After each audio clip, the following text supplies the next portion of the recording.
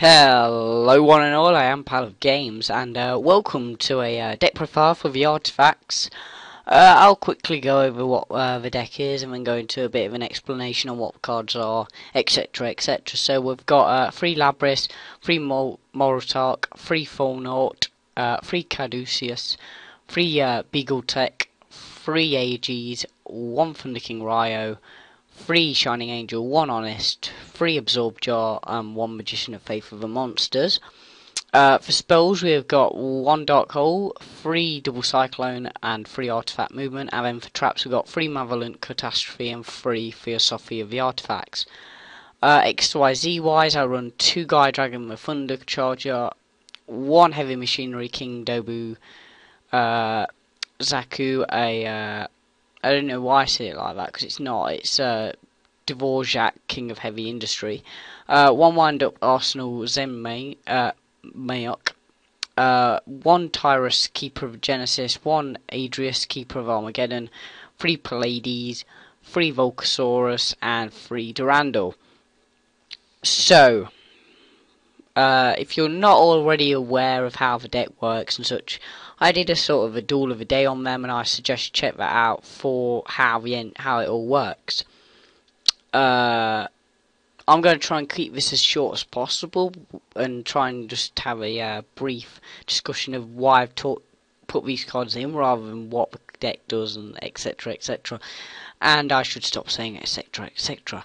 So honestly, how the deck works is I've made it very heavily around the destruction of the artifact, so there's always something what can do it.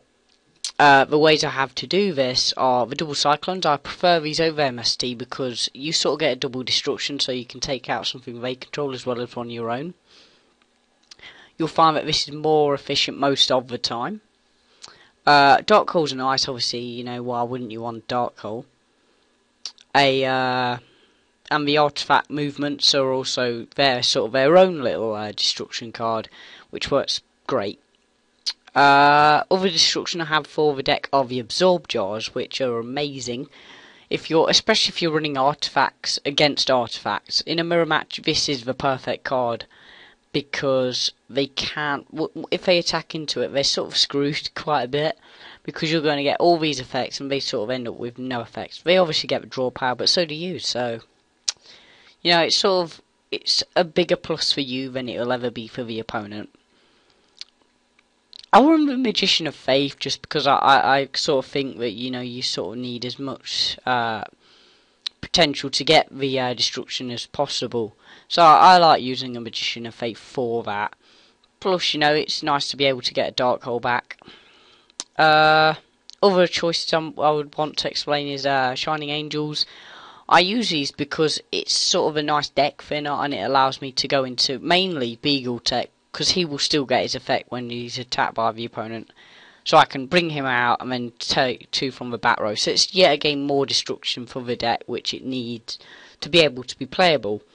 It's sort of a card what many may overlook, and I understand that, but I find him to be quite nice at the minute, and I definitely would recommend using him. Honest is self-explanatory. Thunder King Ryo I want to quickly go over, because many would go, you're running a Thunder King Ryo? What's the significance? And the significance is that, especially first turn, it's a great opener, because Thunder King Ryo, they see it immediately, you play the load of back row, they go, anti-meta, or something along them lines, because he's so just associated with that they will automatically assume that you're not running artifacts, and that you're running some sort of heavy trap sort of deck, or you know, some just loads of negations and stuff like that. So they might be more inclined to sort of try and destroy some of your stuff back, sort of like MSTs and stuff, go for it, and then they hit an artifact and then they go, oh damn it, I've made a misplay here.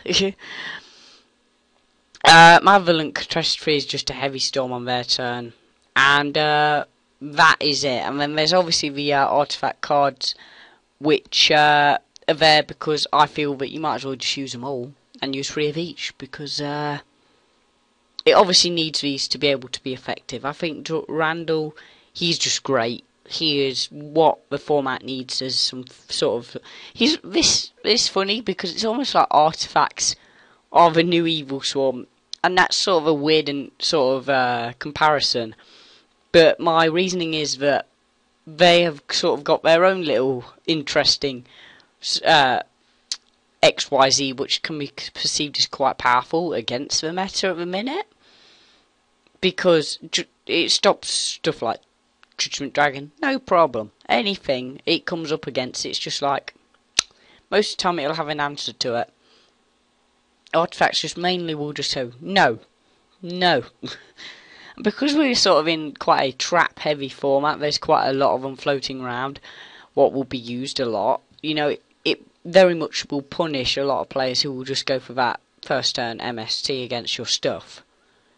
Because I feel that it's nice, as I mentioned in the Duel of the Day video, it's really nice to see a sort of an archetype which has changed how the game is, because I truly think that this is one of the most groundbreaking sort of archetypes for a long while.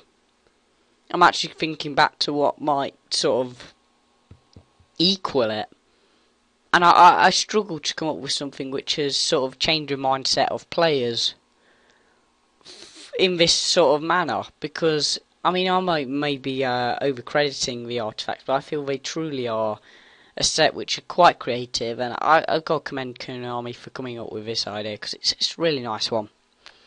And it's also some nice sort of fan appreciation in terms of, I know a lot of fans say, ooh, Crystal Beasts, they were the best, and so this is nice of them to have done this. But I mean, I'm not, to be honest, that bothered about Crystal Beasts, but there you go. To be honest, this is more or less quite basic in my opinion. It's more or less self-explanatory. Pallades it's just another bonus for them that they can use Pallades, because I feel Pallades is one of the nicest XYZ. I mean, the fact that they're a 5-star sort of archetype is great, because so many of the 5 stars are the best. Anyway, I'm rambling quite a bit. I should just clear it up here and say, you know, thanks for watching, everyone. Like if you've liked it. Let me know your comments below, any changes you would make. And other than that, thanks for watching, everyone, and goodbye.